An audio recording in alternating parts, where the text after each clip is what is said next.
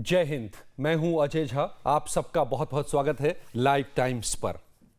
आज से तकरीबन और ठीक 50 साल पहले भारत में, आजाद भारत में एक ऐसे दौर की शुरुआत हुई थी जो 21 महीनों तक चली, जिसे हम काली रात के तौर पर जानते हैं। अंधेरी रात, काली रात, जो भी कह लीजिए, वो था आपातकाल। लेकिन आपातकाल का मतलब क्या होता है? क्या हुआ आपातकाल के दौरान? क्यों आपातकाल लगाया गया? लोकतंत्र के लिहाज से आपातकाल क्यों काली रात के तौर पर जाना जाता है? और उस दौरान क्या क्या हुए, क्या क्या जुल्मों सितम ढाए गए, आज हर एक हम बात करेंगे। मेरे साथ कुछ खास मेहमान हैं, वो हमें बताएंगे अपने तजुर्बों से, अपने अनुभव से, अपने कवरेज से। आप देख रहे हैं मेरे साथ 3 खास मेहमान यहाँ पर जुड़े हुए हैं। ओंकारेश्वर पांडे साहब हैं, सीनियर जर्नलिस्ट हैं और लगातार इस पर बहुत काम किया है उन्होंने, हमें बताएंगे। अवधेश कुमार जी सीनियर जर्नलिस्ट हैं और अपने बचपन में इन्होंने आपातकाल को देखा भी है, महसूस भी किया है, बताएंगे। और सीनियर जर्नलिस्ट और लाइव टाइम्स में न्यूज़ डायरेक्टर दीपक चौरसिया जी हमें बताएंगे, क्योंकि उन किरदारों के साथ दीपक जी ने कवरेज किया है जिन्होंने आपातकाल के दौरान जेल की सजा काटी, जिसमें LK आडवाणी भी उस जेल तक भी पहुंचे, दीपक जी का भी। तो आइए शुरुआत करते हैं। सबसे पहले अवधेश जी, मैं आपसे यह समझना चाहता हूं, हम इसको कुछ चरणों में, और मैं ऐसे इसको समझना चाहूंगा आप लोगों के जरिए कि आज बहुत से लोग ठीक से, और खास करके नए जनरेशन को पता नहीं है कि आपातकाल क्या था, क्यों लगा, और उस दौरान क्या हुआ, और क्यों यह खतरनाक है लोकतंत्र के लिहाज से। तो सबसे पहले तो आप मुझे यह बताइए कि क्यों लगा, क्यों ऐसा क्या हुआ?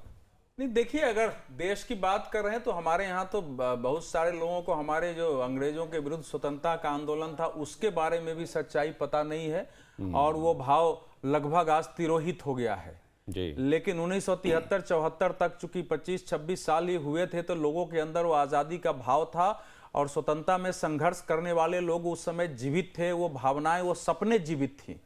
तो जो सपने देखे थे उस समय रहने वाले, वो राजनेता थे उस समय जीवित हुए, वो प्रोफेसर थे, वो कार्यकर्ता थे, वो अलग अलग संगठनों में काम कर रहे थे। तो जब उन सपनों का ध्वंस शुरू हुआ है तो वो बात तो पहले से चल रही थी।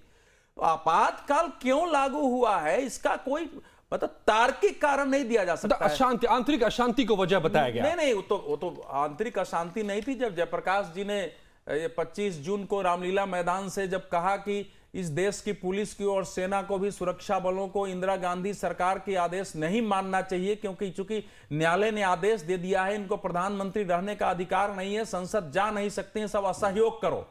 तो उसको इंदिरा गांधी ने आधार बनाया कि हमारे विरुद्ध सशस्त्र विद्रोह होने वाला है। जनता पार्टी की सरकार आई तो 352 में इसी को तो हटाई थी, सशस्त्र विद्रोह होगा, उसके आधार पर आप आंतरिक आपातकाल नहीं लगा सकते हैं। देखिए, उस समय देश की परिस्थिति जो थी, उस समय एक और देखिए, गुजरात से नवनिर्माण आंदोलन शुरू हुआ था भ्रष्ट चिमन भाई सरकार को हटाने के लिए। देश में भ्रष्टाचार चरम पर था, भाई भतीजावाद था, एजुकेशन के क्षेत्र में इतना भ्रष्टाचार, और मतलब डिग्रियां बिक रही थी, जिसको चाहो भाई चांसलर बना रहे थे।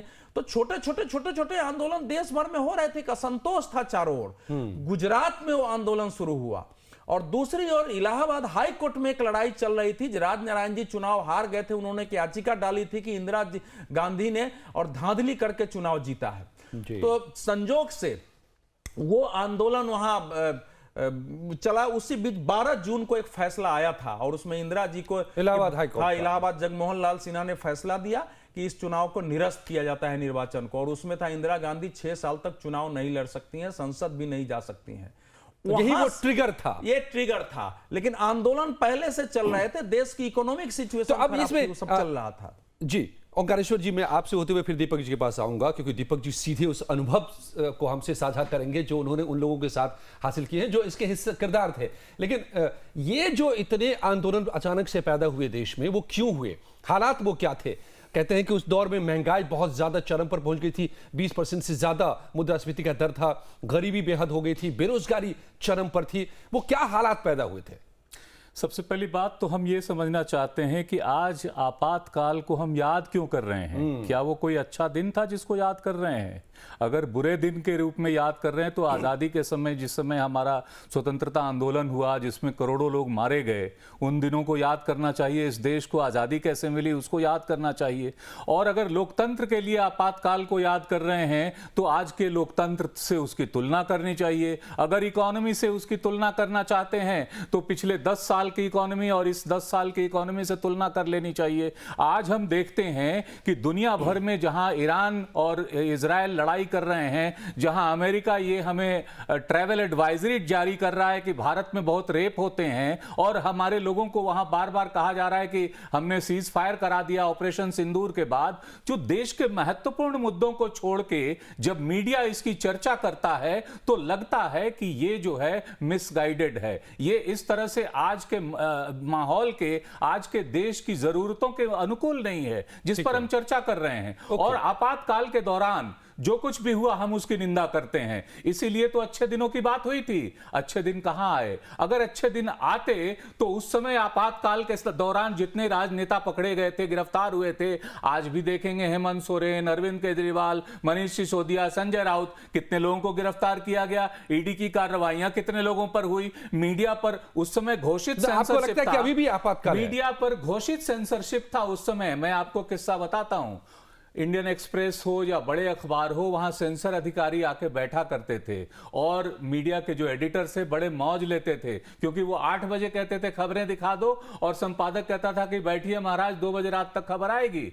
और तब भी याद करिए कि जबकि सैकड़ों लोग गिरफ्तार हुए थे, उसके बावजूद मीडिया का एक बड़ा हिस्सा ये था, कहता था आपको अगर ये खबर पसंद नहीं तो हम हटा देंगे, खाली जाएगा, हम उसको बदलेंगे नहीं, हम उसमें आपके प्रशंसा की खबर नहीं छोड़ा जाता, आपके प्रशंसा की खबर नहीं छापेंगे। आज उल्टा हो गया है। आज क्या हो गया है? 80-90% of the media that has become दरबारी मीडिया। और इसीलिए आज देश का ये हाल है, क्योंकि मेन मीडिया का ये उसकी जिम्मेवारी है कि वो टॉर्च दिखाए कि देखिए साहब गड्ढा इधर है। मीडिया ने उसकी आंखें बंद कर दी हैं सरकार की। ठीक है, दीपक जी को लाता हूं मैं। सरकार जा रही है। राइट, दीपक जी कह रहे हैं कि क्यों हम चर्चा कर रहे हैं, क्या हुआ। 7,000 न्यूज़पेपर्स पे उस वक्त सेंसरशिप लगे थे। 1 लाख से ज्यादा लोग जेल में डाले गए थे, जो मोटे आंकड़े उपलब्ध है आज के दिन में।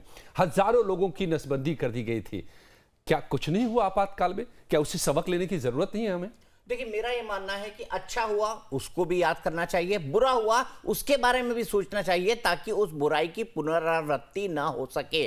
आज हम इस आपातकाल के बारे में 50 साल के बाद क्यों सोच रहे हैं? आज कई सारे लोग कहते होंगे कि देश के अंदर एक तरह से आपातकाल लगा हुआ है। कहाँ है भाई आपातकाल? किसी के बोलने की आजादी पर रोक लगी हुई है क्या? किसी को कुछ भी कहने से रोका जा रहा है क्या? क्या इस तरह की परिस्थितियां बनी हुई है कि आप अपनी बात को कह नहीं सकते कहीं पर भी जाके, किसी भी मीडिया चैनल के ऊपर? तो मैं यहां पर यह कहना चाहूंगा कि आपातकाल को एक ऐसे पर्सपेक्टिव के तौर पर देखा जाना चाहिए जब दुनिया के इस सबसे बड़े लोकतंत्र के अंदर संवैधानिक मूल्यों को हटा दिया गया था। फखरुद्दीन अली अहमद ने जैसे ही हस्ताक्षर किए थे ना, उसके बाद जो है 352 लागू किया गया था। और 352 लागू करने के बाद जो हालात बने, उसमें लोगों के अधिकारों में कटौती कर दी गई, प्रेस पे सेंसरशिप लगा ली गई, मनमानी होने लगी, तानाशाही होने लगी।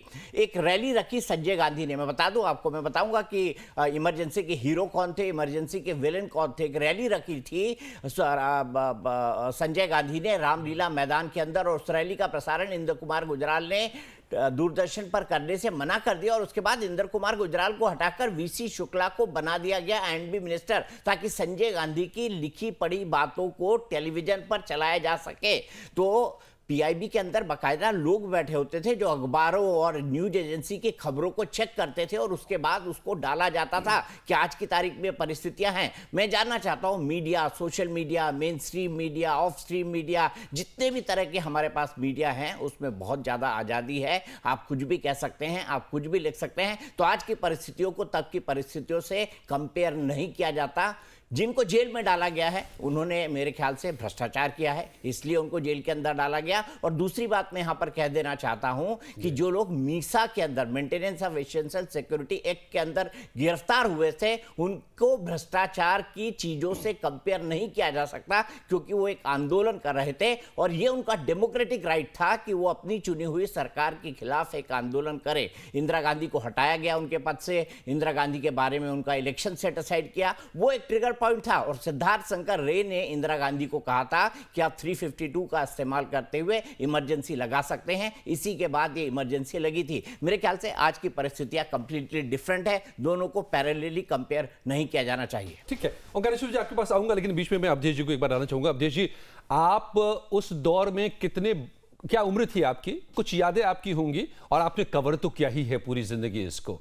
क्या ये जो सवाल आया है कि क्या वो दौर और आज का दौर, कई लोगों को लगता है कि आज भी संविधान को लेकर के पॉलिटिकल बहस चलती रहती है, संविधान बचाओ, कहा जाता है कि संस्थाओं पर अतिक्रमण हो रहा है, तो क्या दोनों दौर की तुलना हो सकती है?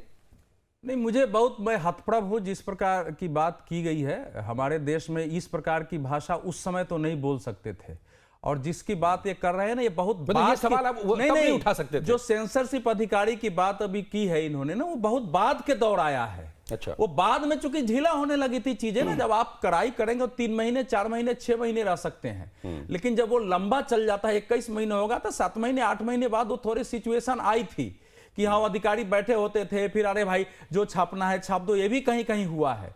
लेकिन वो परिस्थितियां जो थी, मैं समझता जिस ढंग से लोगों को भाई रात में किसी को घर से उठा के ले गया, कोई नहीं है, पुलिस आती थी, थाली में खाना खा रहे हैं, लात मार के वो थाली फेंक दिया जाता था सर। और मीसा में 4-4 बार उसको मीसा का 4 बार उसमें संशोधन और परिवर्तन किया गया। इन्होंने कहा कि अधिकार कम नहीं किए गए, मौलिक अधिकार खत्म कर दिए गए। 14 से 19 तक के जो अधिकार हैं वो सारे समाप्त कर दिए गए देश में। सुप्रीम कोर्ट का एक बदनाम फैसला भी है। सुनिए, जो अरेस्ट हुए सारे आंदोलनकारी नहीं थे। 25 जून को यहां सभा खत्म हुई है और रात में देश के जितने नेता थे विपक्ष, जो जहां पकड़ में आया सबको वहीं उठा के जेल में डाल दिया गया। और जेल की कहानियां हैं जो लोग निकले हैं, जो हम लोग काला पानी में पढ़ते हैं। बहुत सारे लोगों की तो ऐसी दशा हुई है कि उस जेल में मर गए, जेल से निकलने के बाद लोग मर गए हैं। उसकी तुलना कैसे की जा सकती है? वो एक आजादी की नहीं, वो एक स्वतंत्रता की एक दूसरी लड़ाई थी, वो दूसरी लड़ाई थी। और वो लड़ाई में लोगों ने अपना बलिदान दिया है, वो महान सपने देखे थे। ये बात सही है कि उसके बाद जो जनता पार्टी की सरकार बनी, सपने पूरे नहीं किए, लेकिन उसके याद से वो आपातकाल की विभीषिका को, अब देखिए दोनों में आप बोल लीजिएगा, जैसे हिटलर ने 2033 में हिंडेनबर्ग से जैसे साइन करवाया, ठीक वही सिचुएशन हमारे उस समय जो घोषणाएं हुई, आप देख लीजिए जो हिटलर ने किया है और इंदिरा जी के करने के बाद जो घोषणाएं हुई हैं, दोनों की तुलना करेंगे, दोनों एक था। जयप्रकाश जी जैसा व्यक्ति जिसने संपूर्ण जीवन देश के लिए लगाया हो, उसको उठा के आप जेल में डाल देते हैं।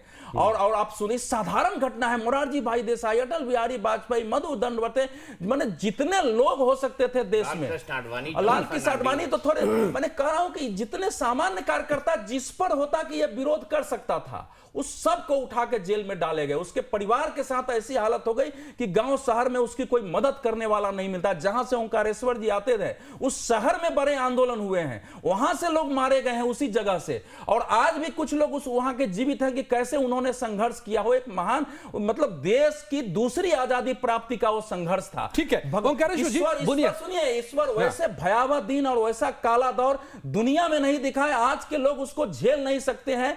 टीवी पर बैठ के हम बोलते हैं, कहते हैं कि हमारे पर बंदिश है, जो अखबार जो चाहता है लिखता है और कह रहा है कि बंदिश है। तो ये एक ठीक है, एक मायावी दुनिया पैदा करने को आप आपातकाल से कैसे तुलना कर सकते हैं? ओंकारेश्वर जी, यही बुनियादी सवाल है। मैं इसी में सवाल ऐड कर देता हूं सर, इसी में सवाल ऐड कर देता हूं कि लोकतंत्र जिसको हम कहते हैं, हमारी जो प्रस्तावना है शुरुआती है, हम भारत के लोग, भारत को एक संप्रभुत्व संपन्न लोकतंत्रात्मक गणराज्य बनाने के लिए, तो ये जो 4-5 शब्द है, तो उस लोकतंत्र का मतलब ही होता है कि हम भारत के लोग अपनी चुनते हैं, अपने प्रतिनिधि को चुनते हैं, अपनी इच्छा से चुनते हैं। अगर वो सही काम नहीं करता है तो उसको हम गलत कहते हैं। जैसा कि आप कह रहे हैं कि अभी ऐसा हो रहा है, क्या आप तब भी अगर होते ऐसा कह पाते? क्या ये मैंने बुनियादी फर्क पहली है? ही लाइन में आपातकाल की निंदा की थी और यहां तक कि कांग्रेस पार्टी भी कह चुकी है कि ये गलती थी, ये एक एरर था। लेकिन आज जो हम उसको सेलिब्रेट करने बैठे हैं और अब आप जब कह रहे हैं कि हम भारत के लोग, तो हम आपको याद दिलाना चाहते हैं भारत का प्रतीक चिन्ह क्या है। भारत का प्रतीक चिन्ह है अशोक स्तंभ। उसके नीचे क्या लिखा हुआ है? भारत का आदर्श वाक्य क्या है? सत्यमेव जयते। उस सत्यमेव जयते हमारी वैदिक संस्कृति के मुताबिक भी सत्यम वदा धर्मम चरा है, झूठम वदा नहीं है। तो मीडिया का काम है सत्यम वदा। उस समय के सत्य को बताइए तो आज के सत्य को भी बताइए कि आज जो जिस तरह से लोगों पे कार्रवाइयां हुई, मीडिया की सेंसरशिप उस समय थी, घोषित थी बाकायदा। आज तो जो है वो दूसरे तरीकों से, प्रेस क्लब ऑफ इंडिया की रिपोर्ट है कि 200 से ज्यादा पत्रकारों पे आप दोबारा चाहेंगे कि आपातकाल लगे? उसके अलावा आईटी सेल का जो वो है, जो नए कानून बने हैं उसकी तरह कितने यूट्यूब डाउन हो रहे हैं रोज। आपने कहा आज सेंसरशिप नहीं हो रही है, आज तो गायकों पे, नेहा सिंह राठौर पे, व्यंग्यकार पे, जो हास्य कलाकार हैं उन पे, साहित्यकार हैं, प्रोफेसर हैं, उन पे तो एफआईआर किया जा रहा है। आप कह रहे हैं आज बड़े अच्छे दिन है। आज जो है दुनिया में अच्छी स्थिति होती तो दुनिया के तमाम बड़े अखबारों ने बड़े बड़े लेख लिख डाले हैं कि भारत में धार्मिक अल्पसंख्यकों के खिलाफ, मीडिया के खिलाफ, राजनीतिक उसके खिलाफ हमारी प्रेस फ्रीडम रैंकिंग कहां गई है, हमारा जो दुनिया में और रैंकिंग जो है वो कहां गया है, उसको देखना चाहिए। वो अपने आप में एक पैमाना है। जहां तक आप इकोनॉमिक प्रोग्रेस की बात बता रहे हैं, मैं 2-3 चीजों पे आपको बताना चाहूंगा। नहीं सर, हम इकोनॉमिक्स के बहस में अभी नहीं जाना चाहते क्योंकि इतना वक्त इसमें नहीं। आज है कि आज हमें आपातकाल के बारे में क्यों बात करनी चाहिए या नहीं करनी चाहिए, आपने ये मुद्दा उठाया है। इसीलिए शायद मुझे लगता है कि आप जो आपने कहा कि आज क्या हो रहा है, तो क्या आपातकाल वो एक थ्रेशोल्ड है, एक वो बैरोमीटर है जिससे हम तुलना करके देखें कि कहीं हम उधर तो नहीं बढ़ रहे चाहते, तो इस आपातकाल को भी नहीं देखना चाहते जो अघोषित है। हमें तो ये बताना चाहिए ना कि आज कितने अच्छे दिन आ गए हैं, आज कितनी दफा सरकारें प्रेस कॉन्फ्रेंस कर रही हैं, सरकार मीडिया से कितना ज्यादा सवाल पूछ रही है। आज मीडिया का कोई व्यक्ति जो एंकर स्टूडियो में बैठा है वो सरकार से सवाल करने की बजाय विपक्ष से सवाल कर रहा है। क्या ये अच्छे हालात हैं? ये ऐसा नहीं है। सरकार से जहां सवाल बनते हैं वहां पूछे जाते हैं। Basic role of the media is to criticize the government, criticize the system. हम सिस्टम को क्रिटिसाइज नहीं कर रहे हैं, हम विपक्ष को कटघरे में, हम जिस समय आपातकाल होता ये उस समय अगर आप जो सॉरी आपको मैं रोकना नहीं चाहता, सरकार के खिलाफ खड़े होते। समय की किल्लत है। जब ये पिछली सरकारें थी तब भी हम लोग सरकार के खिलाफ खड़े हुए। ओके दीपक जी आपने तो बहुत ही बारीकी से कवर किया है। आप आडवाणी जी के साथ उस जेल भी पहुंचे थे जहां पर उनको रखा गया था। क्या वो उस दौर को जरा सा फिर से हमें बताइए ताकि जो बात हमें कह रहे हैं ओंकारेश्वर जी उस बीच में समझ सके कि फर्क क्या है उस दौर। मैंने भारतीय जनता पार्टी के तमाम नेताओं से उनके जो आपातकाल के हैं उनके संस्मरण सुने हैं। मैंने कई लोगों के साथ आपातकाल पर इंटरव्यू किया है और ये संयोग 2003 के अंदर हुआ था। तब वो उप प्रधानमंत्री थे और उप प्रधानमंत्री के तौर पर मैं उनको रोहतक जेल ले गया था। रोहतक जेल में आडवाणी जी को रखा गया था जब वो आपातकाल के अंदर बंद थे। जो उन्होंने मुझे बताया, जो अटल जी ने मुझे बताया, उसके आधार पर मैं, जब प्रधानमंत्री जी ने मुझे बताया, क्योंकि प्रधानमंत्री ने भी सक्रिय तौर पर आपातकाल के अंदर भाग लिया था, तो मैं आपको ये बता सकता हूं कि उनको हमेशा ये लगता था कि क्या इस जेल से हम कभी निकल पाएंगे या नहीं, क्या इस जेल से हम लोगों की मुक्ति होगी या नहीं, क्या भारत में प्रजातंत्र फिर से वापस आ पाएगा या नहीं, क्या भारत में नागरिकों के उनके सामान्य अधिकार वापस मिल पाएंगे या नहीं, क्या भारत में चुनाव होंगे। क्योंकि एक बार तो चुनाव टाला गया था ना, 1976 का चुनाव टाला गया, उसके बाद 1977 में चुनाव हुआ। तो जब ये चुनाव को टाला गया था तब ज्यादातर नेताओं को ये लगता था कि शायद अब भारत के अंदर कभी भी चुनाव ना हो। लेकिन बहुत अच्छी बात है 1977 में चुनाव हुए, इंदिरा गांधी को आपातकाल लगाने की सजा भोगनी पड़ी, जनता पार्टी की सरकार बनी, वो आपसी चक्करों में उलझकर खुद गिर गई। लेकिन मैं कहना चाहता हूं कि आपातकाल को अगर याद किया जा रहा है तो ये उस काल को याद किया जा रहा है, ये उस समय को याद किया जा रहा है, उसकी विभीषिका के बारे में बताया जा रहा है, ताकि आने वाले समय में इस तरह का दुस्साहस कोई भी पार्टी का राजनेता न कर पाए। क्रिटिसाइज करने के लिए आप बहुत आसानी से कह सकते हैं कि संविधान की हत्या हो रही है, देश से लोकतंत्र खत्म हो रहा है। क्रिटिसाइज करने के लिए आप बहुत कुछ कह सकते हैं और ये हमारे प्रजातंत्र की ही मानता है। जो लोग कहते हैं कि संविधान खत्म हो गया है, जो लोग ये कहते हैं कि संविधान को साइड में रख दिया गया है, जो ये लोग कहते हैं कि संविधान संविधान बचाने की जरूरत है।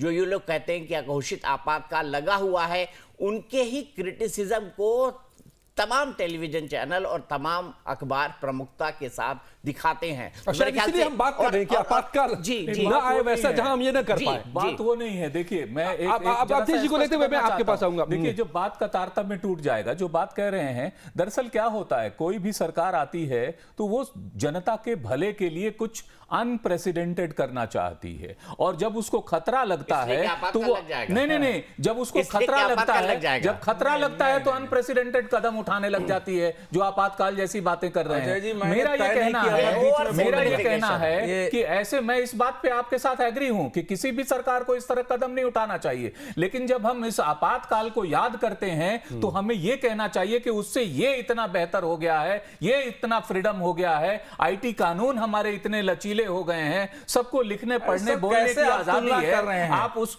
न्यायालयों के अधिकार खत्म हो गए थे, ट्विटर की रिपोर्ट देख लीजिए, कितने पोस्ट को हटाए गए हैं, 23,000 पोस्ट को हटाए गए हैं। ट्विटर की रिपोर्ट बताती है एमपी के एसडीएम के खिलाफ फैसला ऐसा जुडिशरी का कितना दबाव है, इसके बारे में बहुत कुछ कहा जा चुका है कि आर्टिकल 40 अभी नहीं, जो चीजें ऑन रिकॉर्ड है उसको तो डिनाई नहीं किया जा सकता। सर यहाँ हम लोग बहस नहीं करते हैं, चर्चा करते हैं। सुनिए, डिबेट ना करें, हम चर्चा करें अपने दोनों के पॉइंट ऑफ व्यू। संविधान की मूल संरचना बदल दी गई, आप जो प्रस्तावना बदल दिया गया। एक कानून ये बनाया था कि प्रधानमंत्री, मेरे पास सुनो, प्रधानमंत्री और जो संरचना बदली गई थी उसको ठीक कर दी गई है क्या? नहीं, सुनिए, उसको ठीक कर दी गई है क्या? पूरी बात सुनिए, बिल्कुल ठीक किया गया। ठीक किया गया, बता दीजिए कौन सा 44वां संशोधन हुआ ना, फिर कौन सा ठीक कर दिया? 44वें संशोधन से फिर इसको 44वां। सुनिए, ऐसा है कि एक केवल बताता हूं, एक कानून बनाया गया कि प्रधानमंत्री लोकसभा अध्यक्ष आदि के चुनाव को की याचिका हाई कोर्ट सुप्रीम कोर्ट नहीं जाएगी, एक प्राधिकार ही उसका फैसला करेगा। आज इस सुप्रीम कोर्ट को कहना पड़ता है कि आपका फला कानून आजादी का दूसरे आजादी है, लोगों को गिरफ्तार करने के लिए उसमें जस्टिफिकेशन नहीं है। चलिए, अब समय समाप्त है। मैं यस और नो में आप लोगों से एक सवाल आखिर में करना चाहता हूं before we wind up. Omkareshwar ji, आपको लगता है कि भविष्य में भी किसी तरह की कोई संभावना कि देश में फिर से इमरजेंसी लग सकती है? भारत की जनता इतनी जागरूक हो चुकी है कि सरकार चाहे किसी की भी हो, वो आपातकाल न देखना चाहती है न देखना चाहेगी। आपको लगता है अवधेश जी, हाँ या ना में सीधा, इसकी कोई संभावना?